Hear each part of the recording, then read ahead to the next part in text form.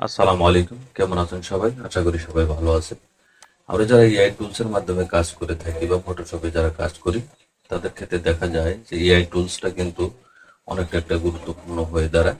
AI এর মাধ্যমে কাজ করলে ছবিটা অনেক সুন্দর হয় এবং খুব দ্রুত কাজ করা যায়। সেক্ষেত্রে আমাদের যে রিপ্লিকেট সাইটটা ছিল সেটা কিন্তু অনেকটাই এখন ক্রেডিট দিয়ে কিনতে হচ্ছে, মানে ক্রেডিট দিতে হয়। সেজন্য কিন্তু ওইটা কিন্তু কাজ করা যাচ্ছে না। নতুন একটি ওয়েবসাইটের সন্ধান আমি আপনাদের দেখো, খুব চমৎকার ভাবে আপনি ছবিটাকে কাজ করে নিতে পারবেন।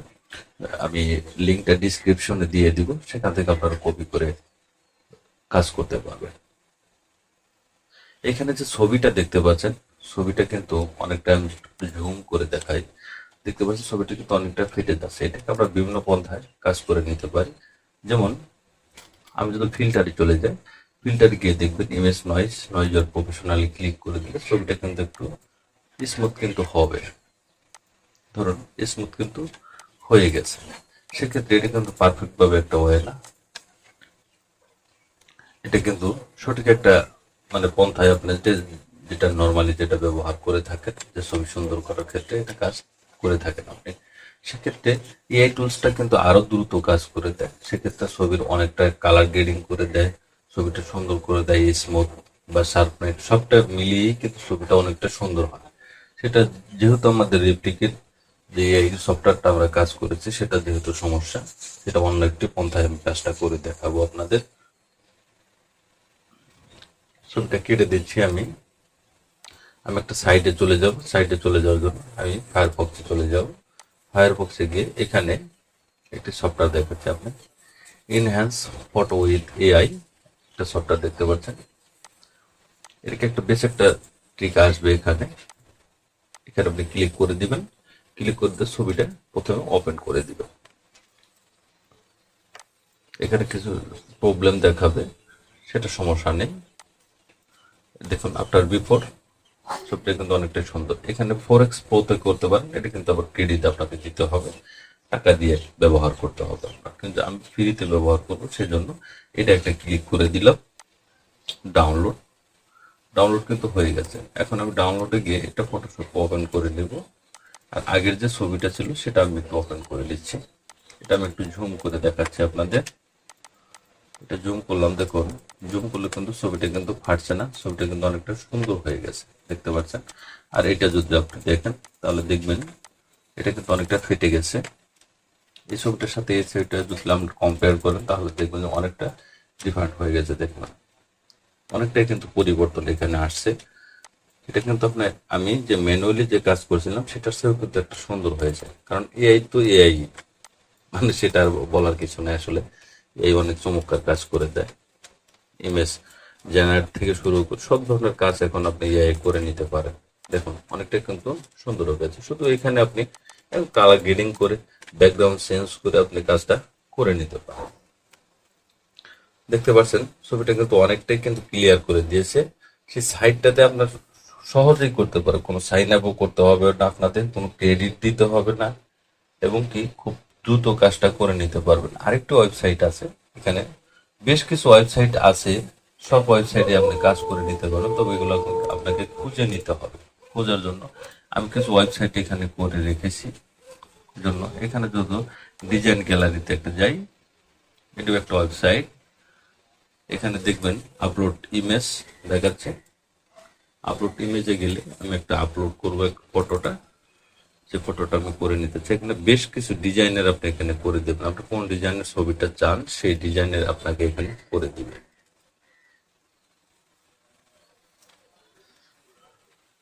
একটু প্রসেসিং হচ্ছে,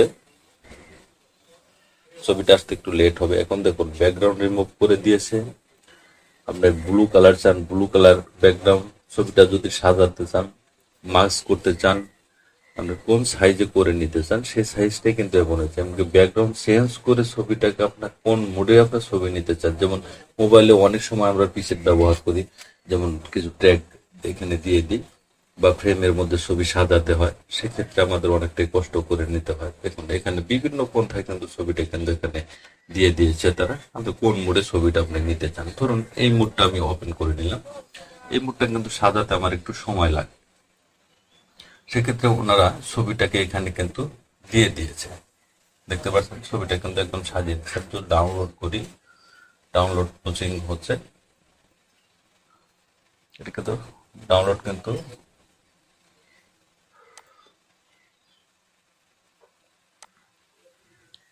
জাস্ট ওপেন করে নেব আমি। দেখুন ছবিটা কিন্তু আমি এখানে কিন্তু কাজ কিন্তু করে দিয়েছে, ছবিটা কিন্তু কাজ কিন্তু কমপ্লিট করে দিয়েছে। দেখুন এটা জুম করলাম ফেটে যাচ্ছে, এটা জুম করলে কিন্তু ফাটবে না। ছবিটা কিন্তু স্পষ্ট করে দিয়েছে, আবার কিন্তু কাজও কিন্তু করে দিয়েছে। এখন আমি আবার সাইডে যাব, এখানে আমি একটু ব্যাগে যাচ্ছি। আমি যে ছবিটা দিয়েছিলাম সেই ছবিটা শুধু যদি আপনার ব্যাকগ্রাউন্ডের রিমুভ করে নিতে চান, শুধু আপনার পাসপোর্ট সাইজের ছবি করবেন, সেক্ষেত্রে শুধু আপনি এখানে প্রসেসিং এ ডাউনলোড করে দিলে এটা ডাউনলোড কিন্তু হয়ে গেছে। এখানে আমি আবার ওপেন করে নিচ্ছি। দেখুন এখান থেকে কিন্তু কাজ কমপ্লিট করে আমরা ডাউনলোড মানে ব্যাকগ্রাউন্ড রিমুভ করে দিয়ে এই যে চুলগুলা হেয়ার যেটা দেখতে পাচ্ছি এটা কিন্তু ন্যাচারাল রেখেই কিন্তু তারা ব্যাকগ্রাউন্ড রিমুভ করে কিন্তু কাজটা করে দিয়েছে খুব দ্রুত। এটা কিন্তু একদম স্মুথলি আপনি কাজ করে নিতে পারবেন খুব সহজেই। আপনি যে কোনো ডিজাইনের কাজ আপনি এখানে করে নিতে পারেন এটার মাধ্যমে। এখানে বিভিন্ন সাইজ, বিভিন্ন রেট এবং পিএনজি মোডও করে দিবে তারা। দেখতে পাচ্ছেন এটা কিন্তু একটা পিএনজি মোড, আমি যদি একটু জুম করে দেখাই, এখানে পিএনজি মোড দেওয়া আছে এবং ব্যাকগ্রাউন্ড আপনি যে কোনো ব্যাকগ্রাউন্ড এখানে আপনি করে নিতে পারবেন। তারা বিভিন্ন পন্থায় দিয়েছে, আপনি যেভাবে প্রয়োজন সেভাবে আপনি ডাউনলোড করে নিতে পারবেন এবং ব্যাকগ্রাউন্ড পরিবর্তন করতে হবে না। ওনারা একটা আর্টিফিশিয়ালি যেমন মানে কমপ্লিটলি একটা ব্যাকগ্রাউন্ড এখানে দিয়েছে। ধরুন এটা আমি যদি ওপেন করি তাহলে দেখবেন একটা পিএনজি মোড, তারপর দেখবেন একটা ব্যাকগ্রাউন্ড। এখানে আপনার ব্যাকগ্রাউন্ড এডিটও আপনি করে নিতে পারবেন। এখানে আপনি অন্য একটা ব্যাকগ্রাউন্ড এখানে বসাতে পারেন, ব্যাকগ্রাউন্ড অ্যাড করে নিতে পারেন। এখানে কোনটা আপনি অ্যাড করবেন, কোন ব্যাকগ্রাউন্ডটা দিতে চান সেটাও কিন্তু আপনি এখানে দিয়ে দিতে পারবেন। দিয়ে দেওয়ার জন্য ধরুন আমি একটা ব্যাকগ্রাউন্ড সিলেক্ট করছি, ব্যাকগ্রাউন্ডটা কমপ্লিট হয় কিনা। এখানে বেশ কিছু ব্যাকগ্রাউন্ড আছে, ধরুন এই ব্যাকগ্রাউন্ডটা আমি দিব এখানে। এটা ক্লিক করে পরে একটু প্রসেসিং হবে, একটু সময় নিবে, কারণ একটা সেট হতে একটা সময়ের বিষয় থাকে, সেটা ঠিকঠাক মতো প্রসেসিং করবে। এটা একটু প্রসেসিং হচ্ছে, একটু সময় নেবে। আমি একটু ব্যাগে চলে যাচ্ছি, আমি একটু ফটোশপে চলে যাই। এই ছবিটা যেমন আমি করেছিলাম, এই ছবিটা দেখুন অনেকটাই সুন্দর। এখন একটা ছবিটাকে আমরা পাসপোর্ট সাইজ মাপে কেটে শুধু আমরা প্রিন্ট করে দিলেই চলবে। এখানে আর কালার গ্রেডিং আমার খুব একটা প্রয়োজন হবে না। কন্ট্রোল এম, কালারটা একটু বাড়িয়ে দিলে ছবিটা একটু সুন্দর হয়ে যাবে। একটু বাড়িয়ে দিলে ছবিটা সুন্দর হয়ে গেছে, একদম মানে স্মুথলি কাজটাকে কিন্তু আপনি এখানে করে দিবে। একটু প্রসেসিং একটু সময় নিচ্ছে, এটা একটু সময় নেবে কারণ এটা একটু বড় কাজ, এই জন্য হয়তো সময়টা নিচ্ছে। এখানে দুটি সাইড দেখালাম, দুটি সাইডে কিন্তু আমরা ছবিটা সুন্দর করে নিতে পারেন। আমি লিঙ্কটা ডিসক্রিপশনে দিয়ে দেব, সেখান থেকে আপনারা কাজগুলো করে নেবেন। এখন এই ছবিটাকে আমি পাসপোর্ট সাইজ মাপে কাটবো। কাটার জন্য পাসপোর্ট সাইজের সবাই তো মাপটা জানা আছে অবশ্যই। কাটলাম, কন্ট্রোল এন বাটন প্রেস করে দিবেন।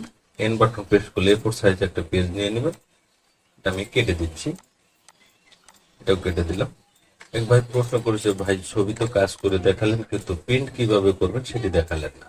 এখন এখানে দুটি টিক্স আমি দেখিয়ে দিই। এই ছবিটা যদি আমি কপি করে নেই, ধরেন এখানে লেয়ার, এটা একটা ডুপ্লিকেট আমি লেয়ার করে নিলাম।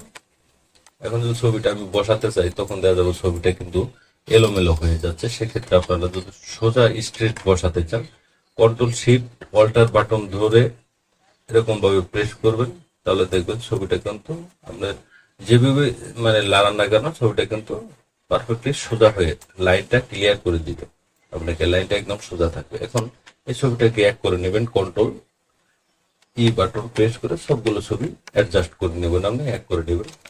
গ্রুপ হয়ে গেল, গ্রুপ হয়ে এখন ছবি আপনি যেখানে পেজ আপনি যে সাইজের পেজে প্রিন্ট দিতে চান সে সাইজের প্রিন্ট এখানে দিতে পারেন। এখানে কিছু কালার গ্রেডিং আপনি করে নিতে পারেন। কন্ট্রোল বি হাইলাইট ক্লিক করে দিয়ে এটা একটু আপনার উজ্জ্বল করে বাড়িয়ে দিতে পারেন। বাড়িয়ে দিলে কন্ট্রোল পি বাটন প্রেস করে দিবেন, এখানে স্কেলটা ঠিক করে দেবেন, ফিট স্কেল এখানে দিয়ে দিলে কিন্তু ছবিটা আপনার এখানে প্রিন্ট অপশনে যাবেন, গিয়ে এখানে আপনি কোন প্রিন্টারে সেট করতে চাচ্ছেন সেটা এখানে সিলেক্ট করুন। ধরুন H1L 130 এটা সেট করলাম।